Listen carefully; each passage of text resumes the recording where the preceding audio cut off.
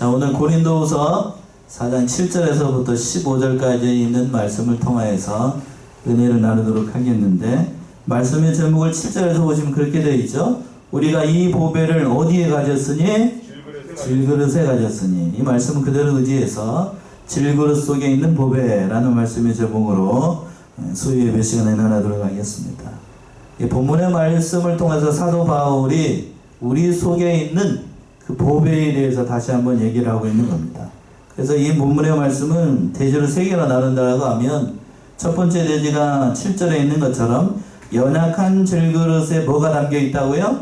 보배가 담겨 있다. 그 말씀이 7절의 말씀에 담겨 있고, 두 번째 대지가 8절에서부터 12절까지 있는 것처럼, 그러므로 우리가 온갖 고난 가운데 핍박 가운데서도 낙심하지 않고 주의 복음을 전한다는 말씀이 12절까지 있는 말씀이고, 마지막으로 세 번째 대지가 13절에서 15절까지 있는 것처럼 반드시 우리도 누구 앞에 서게 될 것이다? 예수 앞에 서게 될 것이다. 하나님 앞에 서게 될 것이다. 그러므로 그 복음의 직분을 잘 감당하겠다. 이 말씀을 전하고 있는 거예요. 지금 말씀드린 것은 서두에서 말씀드린 것처럼 이 본문의 말씀에서 사도 바울은 자신이 연약함에도 불구하고 그 고난을 무릅쓰고 복음을 전하는 이유를 이 비유의 말씀을 통하여서 전하고 있는 거예요. 즉, 자신은 연약해서 깨지기 쉬운 질그릇과 같은 존재이지만 그 안에는 세상 어떠한 것보다도 귀하고 세상 무엇과도 비교할 수 없는 보배가 우리 안에 있다. 그러므로 말미암아 어떠한 환난 가운데서도 그 복음을 전하겠다. 낙심하지 않고 복음을 전하겠다. 그리고 반드시 우리가 예수 앞에 서게 될 것이다. 이렇게 얘기를 하고 있는 거예요. 그래서 첫 번째 말씀하고 있는 것처럼 7절에 있는 것처럼 이렇게 얘기하고 있습니다. 7절이요? 우리가 이 보배를 질그릇에 가졌으니 이는 능력의 힘이 큰 것이 하나님께 있고 우리에게 있지 아니함을 알게 하려 함이라. 예, 7절 시작할 때에 우리가 이 보배를 어디에 가졌으니? 질그릇에 가졌습니다. 먼저 보배가 나오고 있어요. 보배가 뭘까? 사도 바울이 얘기하고 있는 보배는 세상 보배가 아니죠? 보배의 정체를 이미 다 얘기하고 있습니다. 보배가 뭔가 하면 첫 번째는 복음이고, 그리고 그 복음을 전할 수 있는 복음의 직분을 주신 그 하나님의 그러니까 사도로 바울을 세운 것에 대해서, 그리고 가장 중요한 건 뭐냐 하면 이 보배가 누구냐면 바로 예수 그리스도를 가리키는 거예요. 어디 그렇게 되어 있는가? 골로새 2장으로 한번 가보세요. 골로새 2장 2절과 3절. 골로새서 2장 2절과 3절. 이는 저희로 마음의 위안을 받고 사랑 안에서 연합하여 원만한 이해의 모든 부요에 이르러 하나님의 비밀인 그리스도를 깨닫게 하려 함이라. 그 안에는 지혜와 지식의 모든 보화가 감추었느니라. 예, 정확하게 사도 바울이 지적을 하고 있죠. 이는 저희로 마음의 위안을 받고 사랑 안에서 연합하여 원만한 이해의 모든 부요에 이르러 하나님의 비밀은 누구를 깨닫게 하고? 그리스도를 깨닫게 하려 함이라. 그리스도 안에는 지혜와 지식의 모든 뭐가 감춰 있어요? 보화가 감춰 있어요. 그러니까 그리스도 안에 모든 것이 담겨 있다는 거예요. 그러니까 보배는 누구를 가리키는 거냐면 바로 한마디로 얘기하면 예수 그리스도를 얘기합니다.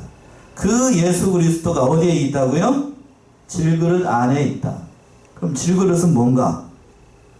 질그릇, 성경에서 질그릇은 연약한 우리 인간을 얘기합니다.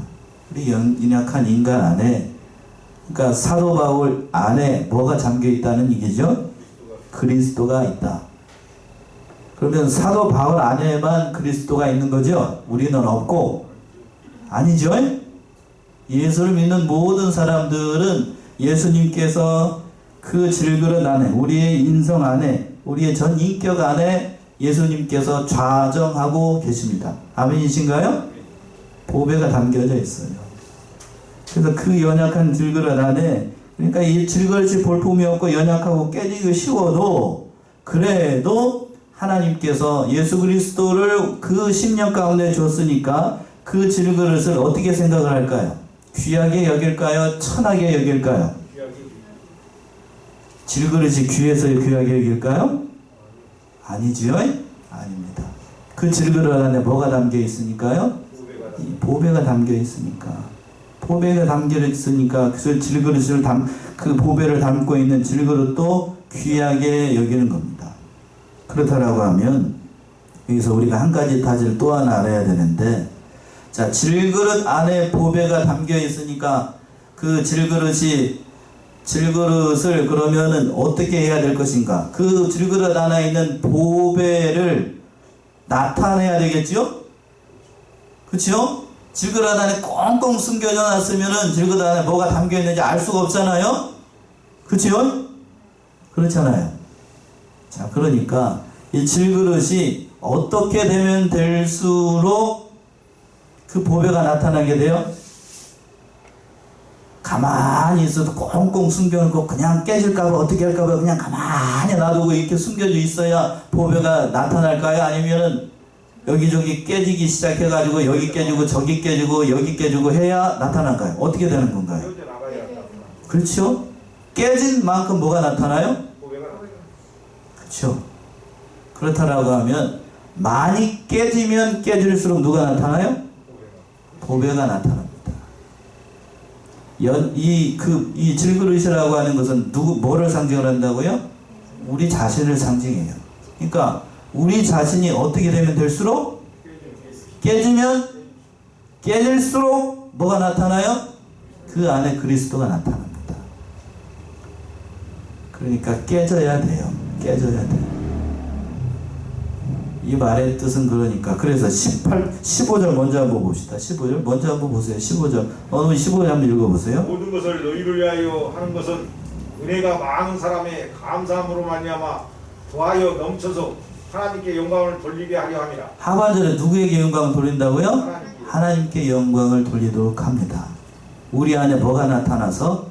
보배가 나타나서 우리 인격 안에 담겨있는 그 예수 그리스도가 나타남으로 말미암아 누구에게 영광을 돌립니까?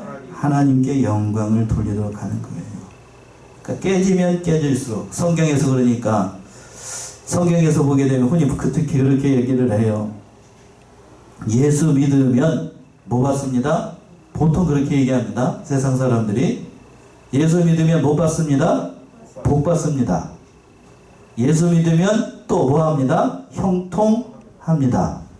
예수 믿으면 복 받지 않고 형통하지 않으면 예수 잘못 믿은 겁니다. 이렇게 얘기하는 사람들이 있어요. 맞아요? 틀려요?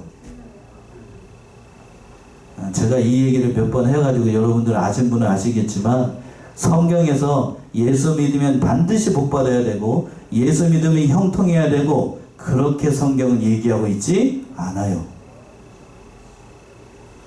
오늘 사도 바울이 그 얘기를 하고 있습니다. 그 얘기를 하고 있어요.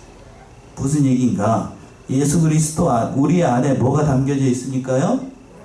보배가 담겨져 있으니까 우리는 보배가 담겨있는 보배가 나타나야 되니까 우리 속에 담겨있는 보배가 나타나야 되니까 우리는 더욱더 어떻게 해야 된다고요? 깨져야 돼요. 성경에서는 깨지는 방법을 예수님께서 우리의 인격과 우리의 모든과 아집과 그 모든 것을 깨트리기 위해서 우리에게 허락하신 게 있어요. 그걸 뭐라고 얘기한다고요? 성경에서 그거를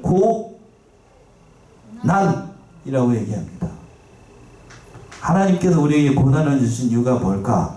내가 어떻게 하도록 하기 위해서? 깨지도록 하기 위해서. 고난을 통하여서 내 인격이 어떻다는 것을 깨닫게 됩니다. 제가 농담반 진담반으로 전에 그 서울에서 부교육자 생활을 할 때에 그렇게 얘기를 했어요. 주일에도 한번 어떤 얘기를 한 것 같은데 결혼을 하게 되면 누구를 발견하게 된다고요? 자신을 발견하게 된다고. 뭔 소린가요? 이렇게 못난 자기 자신을 발견하고 싶거든 뭐를 하라고요? 결혼을 하라. 결혼하면서 남편하고 부부하고 중리 사느냐 하면서 서로 부부싸움 하면서 누구를 발견하는가? 아내를 발견하고 남편을 발견하는 게 아니고 바로 누구를 발견해요? 나를 발견합니다. 나를. 진실한 나의 모습. 그 모습을 발견하고 싶거든 뭐를 하라고요? 결혼을 하고. 그랬더니 그 말씀을 전하고 난 다음에 그 예배가 끝나고 난 다음에 둘이 사귀는 사람이 있었거든요. 그러니까 그 친구 얘기를 해야 되겠네. 고대 다니는 친구인데 저기 이제 그 차를 태우고 난 다음에 이렇게 내려다 주고 나오면서 하는 얘기가 뭐라고 그러냐면, 그때는 강도사였거든요. 강도사님 얘기를 들으니까 한 명도 결혼 안 할 것 같아요. 예? 뭔 말이죠? 예. 자기 자신을 어떻게 하기 싫으니까? 발견하기 싫으니까. 그러나 그런 가운데에서도 사랑하는 것이 뭐라고요? 결혼이란다. 제가 그렇게 얘기를 했어요. 오늘 본문의 말씀에서도 돌아와서 잠시 그 얘기를 했는데, 보배 질그릇 안에 뭐가 담겨져 있으니까? 보배가 담겨져 있으니까 나의 인격과 나의 모든 것이 깨어져 나가야만 그 질그릇 속에 담겨져 있는 보배가 나타나요. 그래서 하반절의 말씀이 이렇게 되어 있잖아요. 보세요. 이는 능력의 힘이 큰 것이 누구에게 있고? 하나님께 있고 우리에게 있지 아니함을 알게 하도록 하기 위해서 담긴 거예요. 하나님께 있어요. 나에게, 나의 있게, 내가 완전하고 내가 멋지고 잘나고 그렇다함을 깨닫도록 하기 위해서 하나님께서 우리에게 보배를 주신 게 아니라고 하는 거예요. 그거를 사도 바울이 알았기 때문에 두 번째 대제 8절에서부터 12절에 있는 것처럼 우리 안에, 자신 안에 예수 그리스도라는 보배가 있기 때문에 온갖 어려움을 만나도 자신을 낙심하지 않고 그 직분을 감당하겠다. 이렇게 얘기할 수 있었던 거예요. 그 말씀이 8절부터 나오는 거잖아요. 8절 보세요. 우리가 사방으로 우겨쌈을 당하여도 쌓이지 아니하며 답답한 일을 당하여도 낙심하지 아니하며. 예. 그러니까 7절의 말씀이 굉장히 중요한 거예요. 자신 안에 누가 담겨져 있기 때문에? 보배가 담겨져 있기 때문에 수많은 어려움을 당해도, 여러분들 세상 가운데 있으면서 어려운 일을 당하고 괴로운 일을 만나고 낙심천만한 일을 만나도 사도 바울은 낙심하지 않는다. 7절 다시 한번 보세요. 뭐라고 얘기하고 있는가? 우리가 사방으로 뭐를 당하여도, 우겨쌈을 당하여도 쌓이지 아니하고 답답한 일을 당하여도 뭐하지 않아요? 낙심하지 않습니다. 왜? 내 속에 누가 있으니까요. 예수가 있으니까. 예수가 있으니까 그 어려운 일을 만나도 나는 낙심하지 않겠다. 하나님께서 우리와 함께 하시니까요. 예수가 나와 함께 하니까 그 어려운 일을 만나도 나는 낙심하지 않겠다. 참 사도 바울만큼 주와 복음을 위해서 충성하고 수많은 고난 가운데서 복음에 충성했던 사람 전에도 없고 후에도 없어요. 전에도 없고 후에도 없습니다. 우리가 예수 믿으면서 당하는 어려움들, 세상 가운데 믿는 자로서 이렇게 직분을 감당하면서 당하게 되는 그 예수 믿으면서 당하는 그 고난, 사도 바울이 당했다는 고난에 비합이 되면 우리는 명함도 못 냅니다. 명함도 못 냅니다. 그렇죠? 그러면서 나에게 다가오고 있는 어려움들과 또 때로는 예수 믿기 때문에 당하는 그 고난들 때문에 왜 나에게는 이런 어려움들만 있는가, 이렇게 얘기할 게 아니에요. 그렇게 얘기하는 건 복음의 진 모습, 복음의 진가를 제대로 모르는 겁니다. 자, 그리고 9절 이렇게 얘기를 하고 있죠. 9절 뭐라고 얘기하고 있습니까? 핍박을 받아도 버림받지 아니하며 거꾸로 들임을 당하여도 망하지 아니하고. 예. 예수 믿는 것 때문에 뭘 받아도? 핍박을 받아도 뭐 받다. 그 다음에 버림받지 아니하고 또 거꾸로 튀임을 당하여도 망하지 않습니다. 왜? 내 안에 누가 있으니까요. 보배 되신 예수 그리스도가 역사하고 계시니 사람이 능히 감당하지 못할 그런 시험을 예수께서 당하지 않도록 하신다. 그렇게는 그런 의미가 담겨 있는 겁니다. 또 10절 보시면 10절 우리가 항상 예수 죽인 것을 몸에 짊어짐은 예수의 생명도 우리 몸에 나타나게 하려 함이라. 예. 참 사도 바울이 주의 복음을 위해서 충성하면서 이런 말도 하는 거예요. 10절 그렇게 얘기하고 있죠. 우리가 항상 예수의 죽인 것을 몸에 어떻게 하면 짊어짐은 예수의 생명도 우리 몸에 나타나게 하려 함이라. 예수의 죽인 것을 자기 몸에 짊어진다. 그러니까 두 가지 의미가 있을 겁니다. 사도 바울은 늘 이러한 정신으로 살았어요. 자기가 예수님을 잡아 죽인 책임을 지고 늘 살았다는 의미예요. 실제로 그랬지요. 예수 믿기 전에 사도 바울, 예수 믿는 사람들을 잡아서 핍박하고 하는 것을 하나님을 위한 최고의 일이라고 생각을 했습니다. 그랬죠? 그렇게 살았던 사람이 사도 바울이에요. 예수 믿는 잡것들 잡아 죽이는 게 하나님을 위한 일이라고 생각을 했습니다.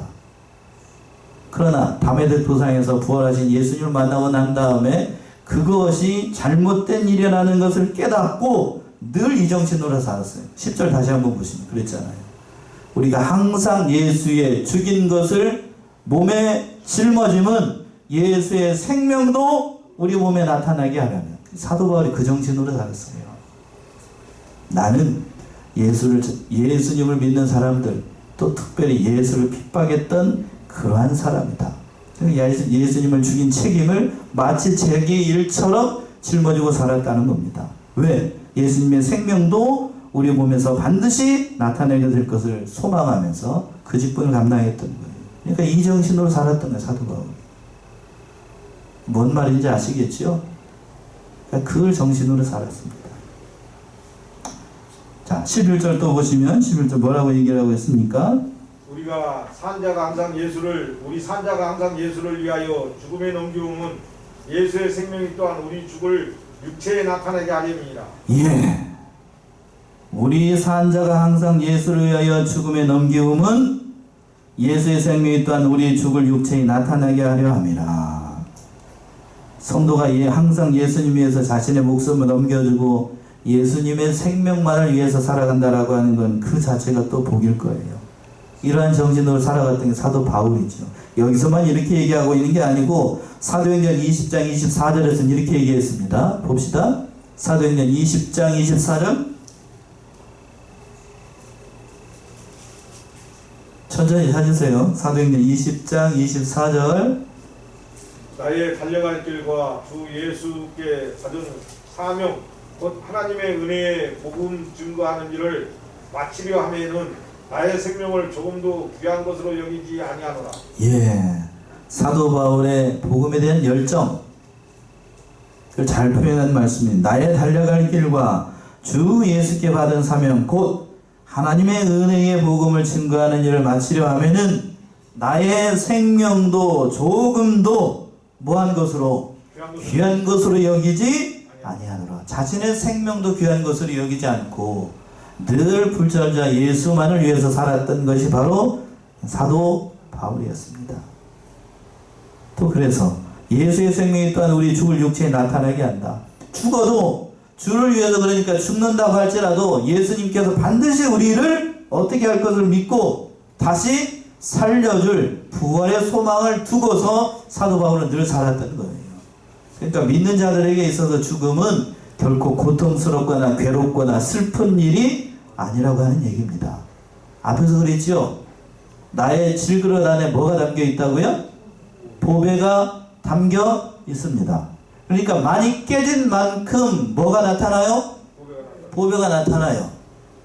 여러분들 안에 있는 보배가 언제 완전히 나타나게 될까? 언제 완전하게 나타나죠?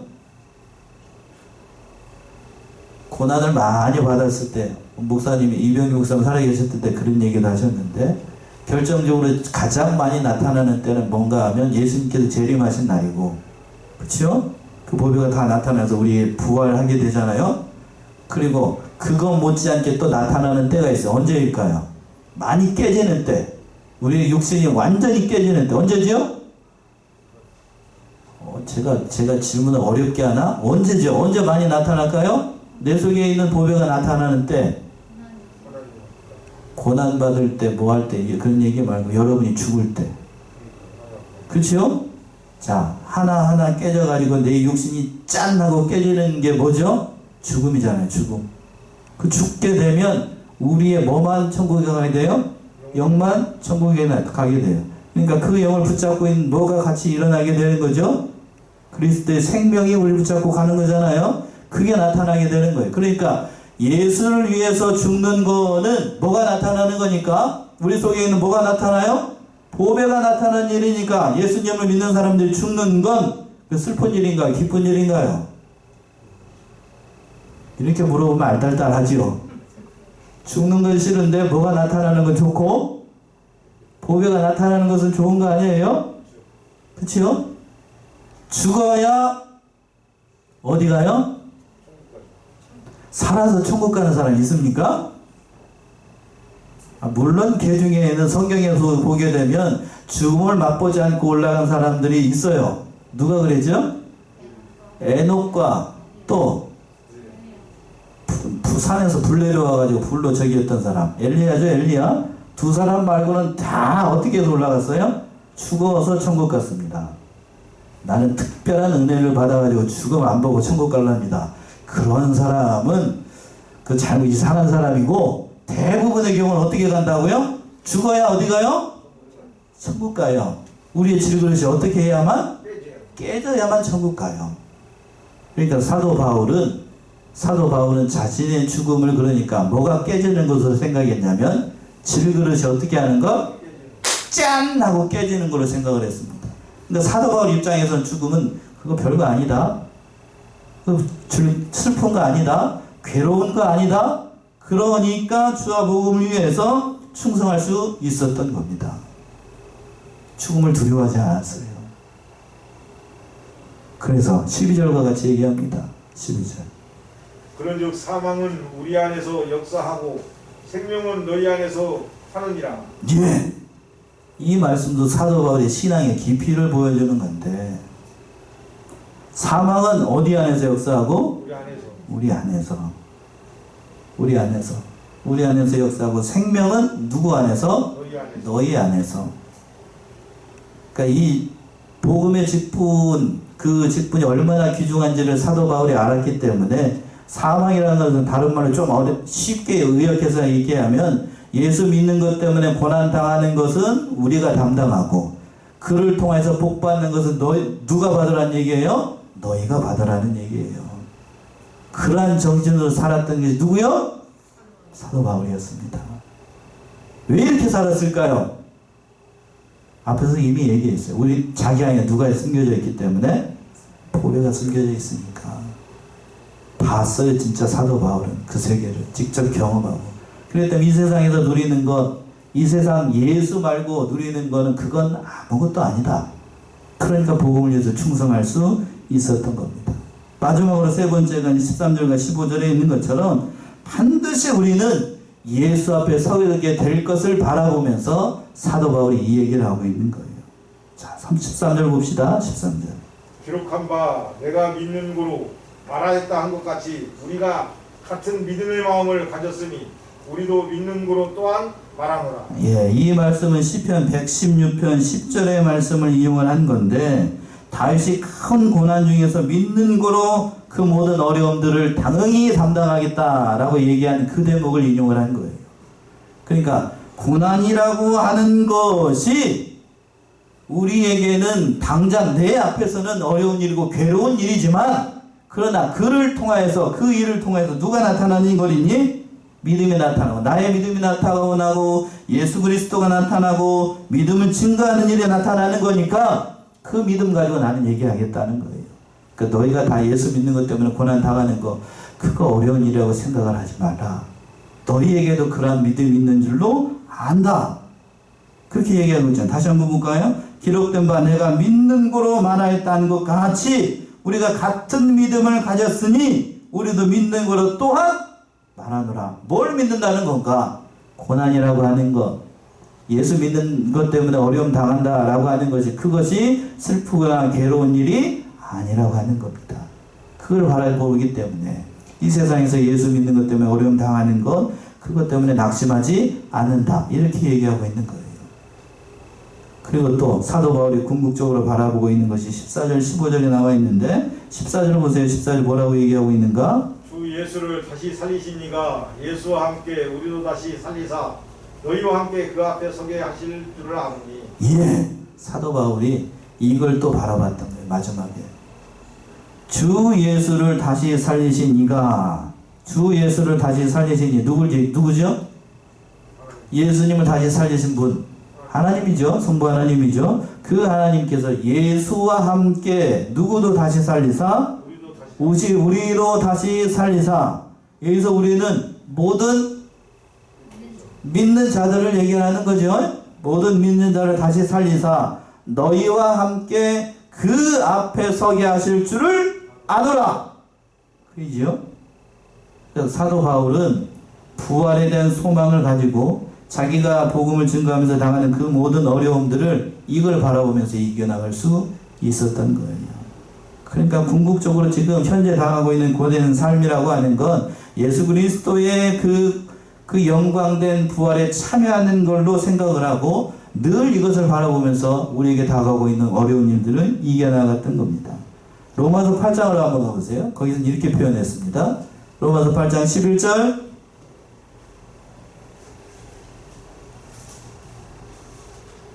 로마서 8장 11절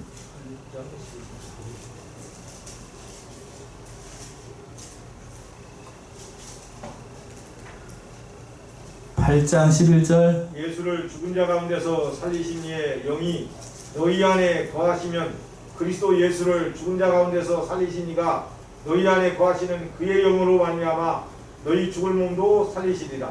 예, 여기는 좀 더 구체적으로 얘기해서 삼위일체 하나님께서 우리를 살린다라고 표현을 한 거예요. 8장 11절은 다시 한번 보세요. 잘 보세요. 신학적으로 굉장히 중요한 표현입니다. 11절 보시면 8장 11절 예수를 죽은 자 가운데에서 살리신 이의 영 누구죠? 성령이죠. 성령.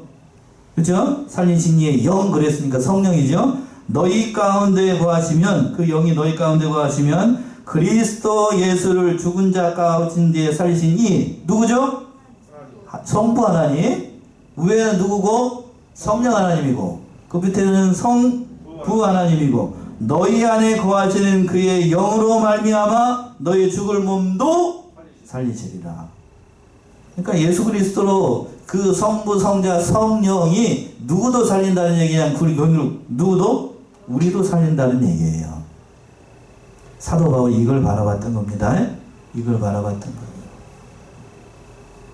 그러니까 죽어야만 하나님의 영광이 나타나고 죽어야만 부활이 있다는 것을 사도 바울이 알았기 때문에 그 죽음을 두려워하지 않을 수 있었던 거예요. 그러나 우리의 믿음의 실력이라고 하는 건 죽음이 두렵나요? 안 두렵나요? 저부터도 두려워요. 두렵다고. 목사님 실망입니다. 죽음이 두렵다니. 그런가요? 당장 내일 어떻게 된다라고 하면 여기서 두려워하지 않을 사람 몇 안 된다. 제가 말씀을 준비하면서 오늘도 그렇고 참 사도 바울을 보게 되면 여러 가지로 절로 고개가 숙여지는 분이 바로 제가 감히 분이라고 얘기하잖아요. 알면 알수록 사도 바울은 참 대단하다 그런 생각이 들어요. 여러분 어떻게 생각하시나요? 이런 사람 없어요. 그만큼 간절히 예수 그리스도를 닮기를 원했고 예수 그리스도의 고난에 참여하기를 원했고 고난에 참여하는 만큼 또한 예수 그리스도의 부활에 참여하기를 원했어요. 그것이 사도 바울의 믿음의 정신이었습니다. 그렇게 살았던 것이 사도 바울이에요. 자, 몸과 영과 모든 것이 주를 위해서 살았던 것이 바로 사도 바울이었습니다. 그래서 마지막으로 자신의 모든 일들을 통하여서 하나님 앞에 영광을 돌리겠다. 그 말씀이 마지막 15절의 말씀이죠. 15절 보시면 모든 것을 너희를 위하여 하는 것은 은혜가 많은 사람의 감사함으로 말미암아 더하여 넘쳐서 하나님께 영광을 돌리게 하려 함이라. 예, 이게 사도 바울의 믿음의 정신입니다. 모든 것을 누구를 위하여 하는 것은 너희를 위해서 모든 일을 하는 것. 너 모든 일을 하는 것은 은혜가 많은 사람의 감사함으로 말미암아 더하여 넘쳐서 누구에게 영광을 돌리도록 하기 위해서? 하나님께 영광을 돌리도록 하기 위해서. 그러니까 자신이 복음을 위해서 충성하는 모든 것들은 결국 누구에게 영광이 되는다라는 얘기냐면 자신에게 영광이 아니에요. 누구에게 영광? 하나님께 영광. 사도 바울의 믿음의 정신입니다. 그러니까 오늘날 오늘날 그 좀 한다 하는 목사님들 보게 되면 목사님들 그렇게 얘기를 하죠. 그 얘기를 그만합시다. 이 집사람이 별로 안 좋아해. 그런 얘기를 하면 또 뒤에 가서 또 밥 먹을 때 또 잔소리 하니까 그렇게 살지 않는 사람들도 많아요. 그렇죠? 마치 자기가 큰 목사님인 것처럼 생각하고 그렇게 사는 건 하나님께 영광이 아니에요. 그렇겠죠? 못 얻어먹을 각오 갖고 목사님들이 개척교회 개척해가지고 큰 교회로 하고 난 다음에 원로 목사님을 은퇴할 때쯤 되게 되면 뭐라고 얘기냐면 성도들한테 내가 이 교회를 세우고 지금 이 시간까지 교회를 세우고 했으니까 퇴직금을 얼마 달라. 예? 그것도 그냥 살 만큼 이렇게 달라고 그러면 괜찮겠는데 여러분들 언론에서 이제 들으신 분들 알겠지만 억억 소리가 나요. 그냥 억도 그냥 몇 억이 아니고 100억, 200억 이렇게 달라고 하시는 분들이 있어요, 없어요? 있어요. 집사람 째려보고 있습니다. 그런 사람들은 하나님께 영광이 아니에요. 그쵸? 그건 하나님께 영광이 아니라고요. 그러나 마지막 15절 보시면 다시 한번 보고는 말씀 마치게 15절 보시면 뭐라고 얘기하고 있습니까? 모든 것을 너희를 위하여 하는 것은 은혜가 많은 사람의 감사함으로 말미암아 자신을 사도로 세운 것을 하나님께 감사하고 있는 거예요. 그걸로 말미암아 더하여 넘쳐서 누구에게 영광이라? 하나님께 영광이에요. 하나님께 영광입니다. 이러한 정신으로 사도 바울은 살았습니다. 그러니까 사도 바울은 자신 속에 그리스도가 있는 것을 깨닫고 그것만을 위해서 달려나갈 수 있었던 겁니다. 사랑하는 우리 성안의 성도님들도 내 속에 뭐가 있다는 사실을 깨닫고 보배가 있다.